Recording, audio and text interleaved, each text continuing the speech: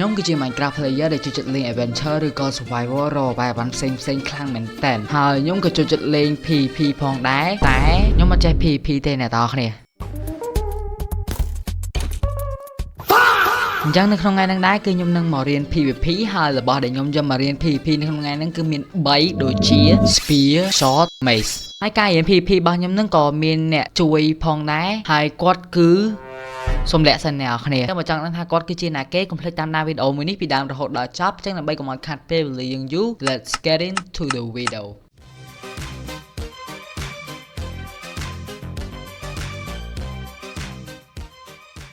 ឥឡូវនេះគឺយើងចូលមកកាន់ Maze PvP ហើយនេះគឺជាអ្នកបរៀនខ្ញុំក្នុងការ PvP ឈ្មោះថា Sinta អូខេឥឡូវខ្ញុំចូលមកដល់ Maze PvP ចឹងឥឡូវយើងត្រូវរៀនពីណាទៅណាអូខេមុនទៅពេលដែលយើងវឹកហាត់យើងគួរដឹងអត្ថប្រយោជន៍របស់ Mesh សិនអញ្ចឹង Mesh គឺវាមានសភៅមួយ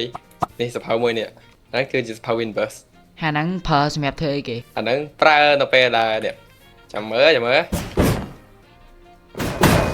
អូឃើញឯប្លែកអត់វារៀងឡងហ្នឹងហើយអាហ្នឹងគឺធ្វើឲ្យយើងហោះឡើងលើវាហើយបើសិនបើមានមនុស្ស player នៅចិត្តហ្នឹងវាធ្វើឲ្យ player ហ្នឹងខ្ទាតអូខេ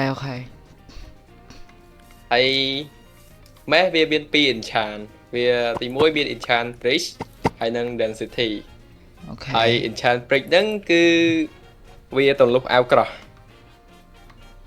អា bridge ហ្នឹងភាគច្រើនគេប្រើវាជាមួយ sword គេហៅថា swap sword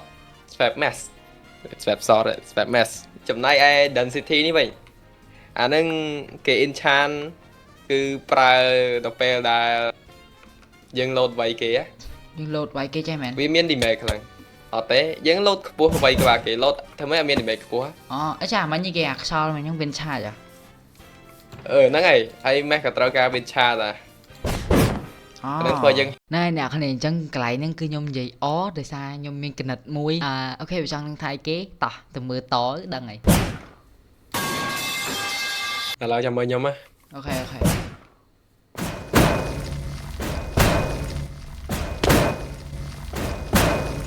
អាហ្នឹងគេធ្វើម៉េចឃើញខ្ញុំចង់ចេះគេ load ចេះហើយគេដូរទៅម៉េះគេដូរទៅម៉េះអាលឿនណាដូរគេកាន់ម៉េះវាយត្រូវវាយមួយហើយអាហ្នឹងនិយាយត្រូវ load មិនខ្ញុំត្រូវចុចអាហ្នឹងហ្នឹងដាក់ក្រោមជើងឲ្យត្រូវហ្នឹង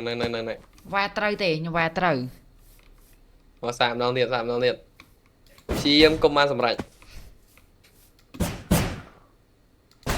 អូខេហើយ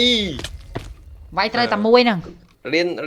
នអែមឲ្យច្បាស់បន្តិចធ្វើយូរទៅ start ហើយឥឡូវធ្វើឲ្យមួយហ្នឹងសិនអូខេ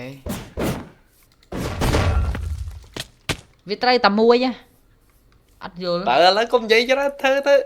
បងឡើយទៅរៀនវិញសោះចង់នេះ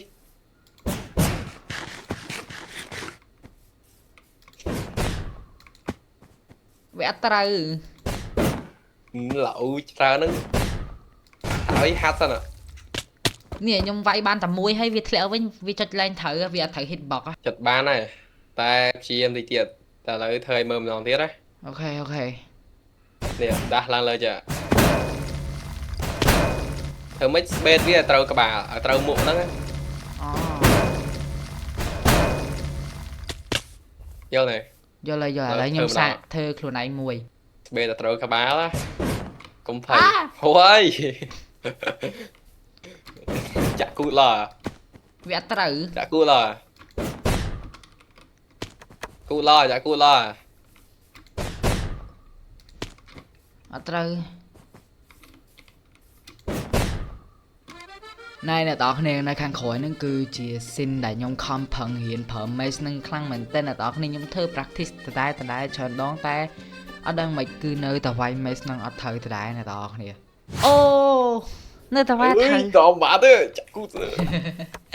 ឡូវខ្ញុំត្រូវធ្វើម៉េចបើវាយឲ្យត្រូវព្យាយាមធ្វើទៀតអូខេកណ្ដាលដែរអញ្ចឹងគឺបន្ទាប់ពីហ្នឹងមកគឺខ្ញុំបានខិតខំព្យាយាមប្រើ Maze ហ្នឹងខ្លាំងមែនតើ គឺខ្ញុំដាក់ចិត្តក្នុងការ practice វាម្ដងហើយម្ដងទៀតដោយសារតែខ្ញុំអត់ចេះចឹងគឺវាប្រើពេលវេលាយូរខ្លាំងមែនតើក្នុងការ practice ប៉ុណ្ណឹង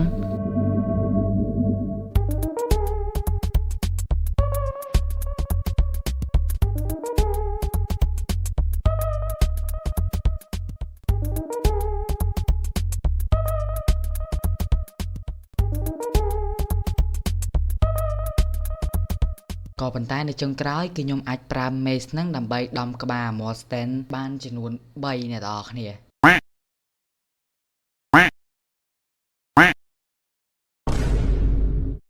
គ្រាន់តែដំបាន3តង់គឺវាមិនបញ្ជាក់ថាខ្ញុំចេះទេតែក៏វាអាចបញ្ជាក់បានថាខ្ញុំអាចដំ mace ត្រូវបានដែរអញ្ចឹងការរៀនរបស់យើងប្រហែលជាត្រូវបញ្ចប់ត្រឹមហ្នឹង mace ហើយដើម្បីកុំឲ្យវីដេអូនឹងវែងពេកគឺខ្ញុំនឹងធ្វើចែកជា3 part ហើយ part នេះគឺយើងបានរៀនជាមួយនឹង mace ហើយ part ក្រោយមាន part 2ទៀតដែលយើងនឹងរៀនជាមួយនឹង sword ហើយនឹង spear អូខេអញ្ចឹងសម្រាប់វីដេអូយើងថ្ងៃនេះក៏មានតែប៉ុណ្្នឹងទេឃើញថាការរៀនប្រើប្រាស់ mace ហ្នឹងគឺវាមានប្រសិទ្ធភាពមែនតើអ្នកទាំងអស់គ្នាហើយអញ្ចឹងយើងចាំជួបគ្នានៅវីដេអូក្រោយៗទៀត See you the next video bye